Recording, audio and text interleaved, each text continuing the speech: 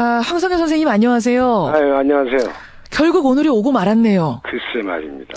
정말 역사적인 순간에 서게 됐는데 오늘 아침 황 선생님의 심경이 어떠십니까? 글쎄 한마디로 착잡하고요. 또 비장한 생각도 들고 그렇습니다. 그렇죠. 예. 그렇죠. 이후에 어찌됐든 간에 국민들이 자기 손으로 뽑은 대통령을 예. 뭐 또 반대했던 사람들도 한 절반에 가깝지만 어쨌든 예. 그런 대통령을 끌어내려야 하는 지금의 상황이 어쨌든 거역할 수 없는 민심입니다. 그러게요. 촛불 집회 혹시 나가 보셨어요? 예, 그동안 쭉 촛불 집회에 참석하면서 시민들과 함께 했는데 나가셨군요. 예, 그 진눈깨비 내리고 뭐 밤에는 기온이 내려가고 그래서 예. 지난 이거 6차 때는 집에서 알아 누워 있었습니다. 아이고, 지금도 조금 목소리가 약간 감기 기운이 있으세요. 예. 아, 일주일 내내 독감에 시달리다가 오늘 좀 나가는지 훨씬 나아진 것 같아요. 그러세요. 참 TV로 편하게 봐도 될 텐데 굳이 그 현장까지 그렇게 매주 병까지 걸려가면서 가신 이유는 뭡니까? 예, 뭐 제가 아무래도 작가니까 예. 일근이지만 그 역사 현장에 꼭 있어야 된다 하는 책임감도 있고 예. 또 동시대 사람들하고 같이 하는 게 너무 좋아서 좋아서 예, 갔습니다. 작가님이 쓰신 그 주말 촛불 집회 참가기 보니까 예. 4.19가 떠올랐다 이러셨더라고요. 예, 우선 56년 전에 친구가 바로 옆에서 총탄에 쓰러졌던 그 시청 앞이라는 장소가 그랬고요. 아하. 당시 이승만 독재자하고 정부는 어떻게 해서든지 위기를 모면하려고 버티고 있던 상황이 지금과 비슷했고요. 예. 그리고 이제 이 민주주의라는 게 여러 가지 형태로 민의에 가까운 쪽으로 지향하기 마련인데요. 그때마다 시스템의 변동을 가져오죠. 예. 지금이 체제 변혁기라고 봤죠. 이제 무엇보다 안타까운 것은 그때도 많은 사람이 싸우고 죽고 했는데도 우리 자식 세대나 손주 세대한테 같은 현실을 대물림해 주었다는 게 너무 안타깝습니다. 그러게 말입니다. 광화문에서 구호를 외치는 젊은 세대를 보면서 예. 좋은 세상을 물려주지 못한 그런 미안함. 한편으로는 또 그들에게서 지금과는 다른 세상을 그 사람들이 만들어낼 수 있겠구나 하는 희망을 봤습니다. 4.19로 총탄에 내 옆에 친구가 쓰러질 때 너의 희생으로 이제 이 지긋지긋한 이 문제들은 해결되겠구나. 이 고리는 끊겠구나 했는데 2016년 다시 젊은이들이 그 광장에 모여들고 아이 손잡고 모여들고 심지어 유모차까지 끌고 모여들어야 되는 이 상황이 미안한 생각 드셨고 또 한편으로는 그렇게 해서라도 모여드는 국민들 보면서 자랑스럽다는 생각도 드셨고 양가적인 감정이 드셨겠어요. 네, 그랬습니다. 그러셨어요. 네. 근데 선생님 대체 이런 최순실 게이트 같은 게 이게 2016년도에 어떻게 벌어질 수가 있는 겁니까? 어떻게 생각 드셨어요? 지난 한 달 반 이 사건 돌아가는 거 보면서. 다른 무엇보다도 우선 권력의 사유화 문제가 가장 큰 건데요. 우리 근대화를 한마디로 개발 독재라고 이제들 얘기하는데 예. 어떤 정치 경제적 결정이든 간에 제도 속에서 여러 사람들이 협의를 거쳐서 민의를 반영해서 이루어지지 않고 독재자와 권력자를 둘러싼 패거리가 좌지우지하는 겁니다. 이건 일을 저지른 당사자들과 거기에 동조하고 도움을 준 부역자들은 말할 것도 없고 예. 우리 시민들도 깊이 반성해야 됩니다. 우리들도요? 예. 우리들은 왜 반성해야 됩니까? 우리는 어떤 식으로 자신의 뜻을 대행할 사람들을 결정하고 뽑아서 국회로 보냈는지 그동안 뭐 지역주의가 뭐 늘 총선 때마다 뚜렷하게 나타났고 예. 또 과거에 어떤 잘못을 저지른 자라 할지라도 자기 지역에서 조그만 이익을 주면 그런데 급급해서 이렇게 뽑아서 보내고 이랬지 않습니까? 내 눈앞에 이익을 쫓아서 그럼요. 후보 선택하고. 예. 예. 그런 우리들의 정치적 행위가 어떤 의미를 갖고 있는지 이제 지금 다시 생각해야 됩니다. 그러네요. 이제 우리의 주권을 잃어버렸다는 자각이 뒤늦게나마라도 왔으니까 예. 이거야말로 최순실이 우리에게 마련해준 위대한 축복이라고 이렇게 얘기할 수 있을까요? 예. 참 역설적이긴 합니다만 최순실의 축복이다라고 생각하는 게 그나마 좀 위로가 되네요. 글쎄 말이에요. 최순실 덕분에 우리가 큰 깨달음 얻은 거예요. 예. 이 불행한 고리를 끊는 건데 예. 과연 오늘 끊어질까? 오늘 탄핵 표결 어떻게 예상하세요? 저는 뭐 염려 속에서도 탄핵 결정이 무난하게 이루어지리라고 확신합니다. 확신까지 하실 수 있을까요? 이 정치인들이 하는 거라서 정치적인 부분이 고려가 안 되진 않을 텐데. 저는 비관적 낙관주의자거든요.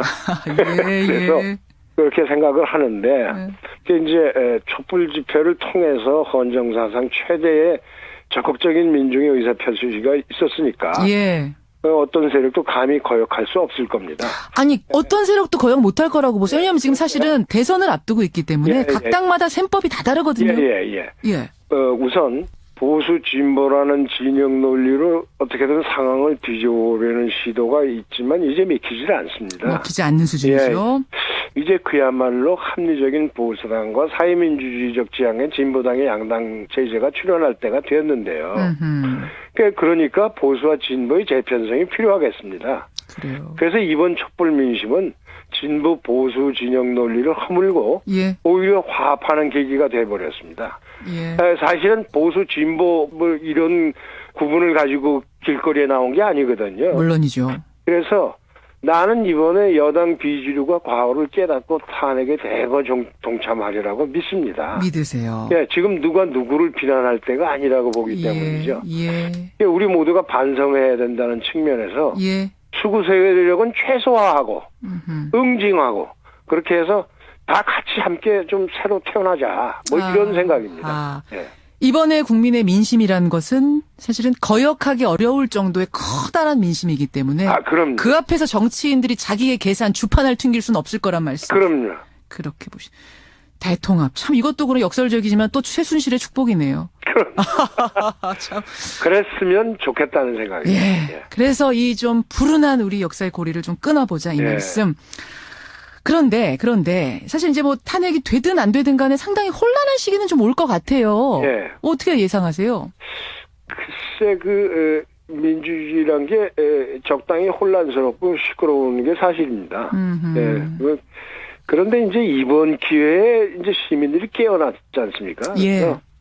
이렇게 깨어있는 대중이 있는 한 우리가 이 행기를 지혜롭게 통과할 것이고 결국은 87 체제라고 하는 개발 독재 시대의 정치 사회적인 잔재를 떨쳐버리고 새로운 공동체를 세우게 되리라고 저는 그 수백만 인파를 보면서 확신할 수 있었습니다. 그냥 물러서지는 않을 거다. 그러니까 지금 저쪽에 청와대 정치인 이쪽 바라보면 답답하다가도 200만의 촛불이 모였는데 그렇게 질서정연하고 그렇게 평화롭고 그래서 주중에는 좀 마음이 방황했다가 주말이 되면 다시 다잡고 맞아 이렇게 될 거야 또 했다가 그게 이제 연속되고 있습니다. 그런데 참 나는 정말 개인적 열망인데 박근혜라는 양반이 그래도 좀 생각이 있어서 스스로 이렇게 자연스럽게 내가 퇴진하겠다 하고 선언하고 물러난다면 그러면 이 겨울에